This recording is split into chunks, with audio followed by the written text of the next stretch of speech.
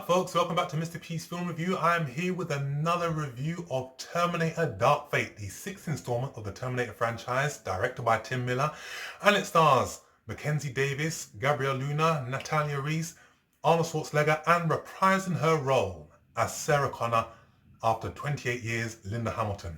Terminator Dark Fate takes place immediately after the events of Judgment Day, and we see Sarah Connor team up with an enhanced cyborg called Grace, played by Mackenzie Davis, who together have to protect a young lady by the name of Danny, played by Natalia Reis, from a new morphing cyborg Terminator called the Rev 9. This is the first Terminator film to include the creative control of Jim Cameron after the events of Terminator 2 Judgment Day. I was a bit skeptical about this Terminator film, and I'll tell you why. The Terminator films, the first two, are landmarks in filmmaking and science fiction. The second one that James Cameron directed, it just took filmmaking and cinematic experience to a whole new level. This man redefined the genre and he rewrote the book in terms of what a sequel should accomplish. Terminator 2, easily one of the greatest films ever made, easily one of the greatest science fiction films ever made. And James Cameron raised the bar in terms of action sequences, in terms of visual effects, sound effects, makeup, plot, characterization, musical score, sound effects, and the film is just a landmark in filmmaking. It won numerous Academy Awards, it raised the bar and set a new standard in visual effects, and is one of the highest grossing films ever made. The problem was that film was ended so beautifully, you could have just left it there. But the powers that be in Hollywood, they wanted to ring this formula for all it could be worth, and they decided to make sequels. Terminator Rise of the Machines was adequate, watchable in parts. Terminator 4, Salvation, thumbs down.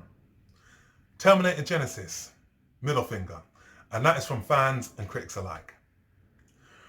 And after seeing Terminator Genesis, I thought, okay, that's it. That's the death knell in this franchise.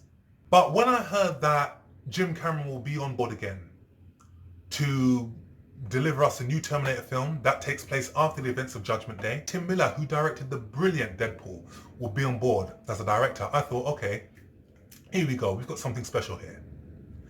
After seeing this film, I can honestly say, and this is my opinion, and I'm sure that a lot of people will feel the same way, Dark Fate is far superior to the sequels that came after Judgment Day. It is exciting, it is entertaining, it is loaded with great performances, and it's loaded with good humor as well.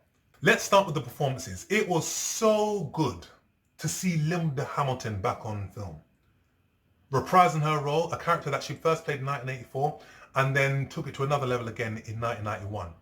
And she was just on badass form. From the moment she set foot on the screen, everybody was just applauding in the cinema, and she just held her own. She was entertaining, she was intense, she was quite comedic in certain scenes, she was very, very charismatic, and she was very, very dramatic as well. And people don't give credit where credit is due. Linda Hamilton set the standard in terms of what female action stars could be like. When you first saw her in the first Terminator film, she was very, very weak and vulnerable. In the second film, she got muscular, she was an expert at weapons and hand-to-hand combat, and she knew how to handle her own and could defend herself. And that character there set the precedent for other female action stars. So if you look at Carrie-Anne Moss in The Matrix, if you can see how she is good at fighting, good at hand-to-hand combat, good at weapons and tactics, can handle her own, doesn't need help from anybody. Even Black Widow from the Marvel films. She's in that exact same mold. These young ladies are all descended from Sarah Connor's character. And at 60 years old, still doing an action film, that is an inspiration. And for me, she was one of the high points in this film. Even Mackenzie Davis as Grace, the enhanced cyborg, I thought she was a badass in this film. Mackenzie Davis has starred in such films as The Martian, Blade Runner 2049, and she really did hold her own as a leading actress. And it was so good, the banter between Linda Hamilton's character and Mackenzie Davis. It made some really, really great chemistry, some great back and forth between one another, and you know, when you step into a franchise and you've got someone who is that established, you can be overwhelmed. You could be seen like, you know, jumping at the deep end. But she more than held her own. And same with Natalia Reese as Danny. She was really, really good. And she gave a good dramatic performance as well. And she more than held her own as an action heroine as well. And this is like the first kind of established franchise that these two have stepped into. So it'd be really, really interesting to see what they do next. You cannot talk about Terminator without talking about Arnold. It was so good to see him back in this film, and so good to give a Terminator that we all know and love and that we are familiar with. Forget about the muck that was Terminator Genesis. In this Terminator film, he gives a really good performance. He gives a real nuanced performance because we learn that this character has been living on Earth amongst other civilians, and he's like taken on board some type of human emotion. One of the high points in this film, when it comes to deadpan delivery and one-liners, nobody does it better than Arnold. And there are some classics in this film. There's some really, really good ones that got a chuckle out of me and a chuckle out of the people in the cinema. And it was so good to see Arnold and Linda back together, acting and kicking butt together after 28 years since they did the first Terminator film. And just to see their chemistry, it was just so good and engaging. And it was made for some really, really good cinematic experiences in this film. One of the least memorable elements of this film was the Rev 9, played by Gabriel Luna. I did find him not as menacing as Robert Patrick's T-1000. But he did what he could. And that kind of takes me into my next criticism of Terminator Dark Fate. When you watch Terminator Dark Fate, you will get a sense of deja vu.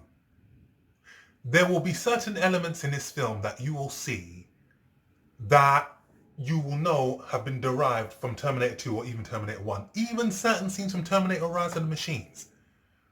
And what could be seen as a homage, it does come across as being a bit lazy and a bit repetitive.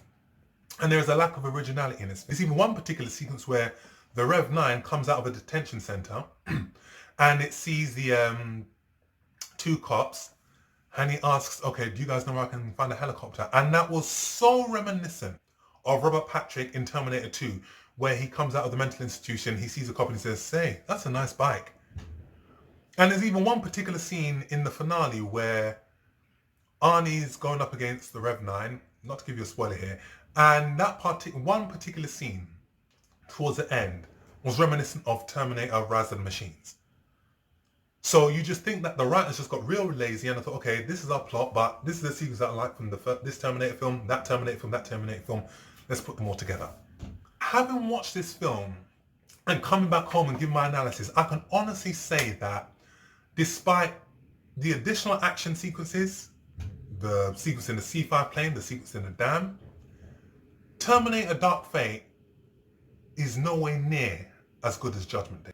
What I mean by that is, if you look at all the advancements in technology and how much films are spending on budgets right now, if you look at Terminator 2, that film was way ahead of its time. And as a film, it is visually better than Dark Fate. Sound-wise better, cinematic score is better, visual effects better, action sequences better, acting better. Everything is better than Dark Fate. If you look at Terminator 2, the visual effects still hold their own. And Dark Fate, you know, you'll never get as good a villain as a T-1000. Easily one of the most iconic villains ever. But with that being said, I'm sure that there are a lot of hardcore fans who will be satisfied with this film. And for me personally, I feel this is a very, very satisfying sequel to Terminator 2 Judgment Day. So I will give this film a very, very strong 7 out of 10. That's my review of Terminator Dark Fate. If you like what you see, like I said, hit that subscribe button, hit that alarm bell so I'll be coming at you with regular film content so you'll know when my videos have been uploaded. Thanks for all the love and support. Leave your comment with what is your favourite Terminator film. And I shall see you on the next film review. Take care, or as Arnie said, I'll be back.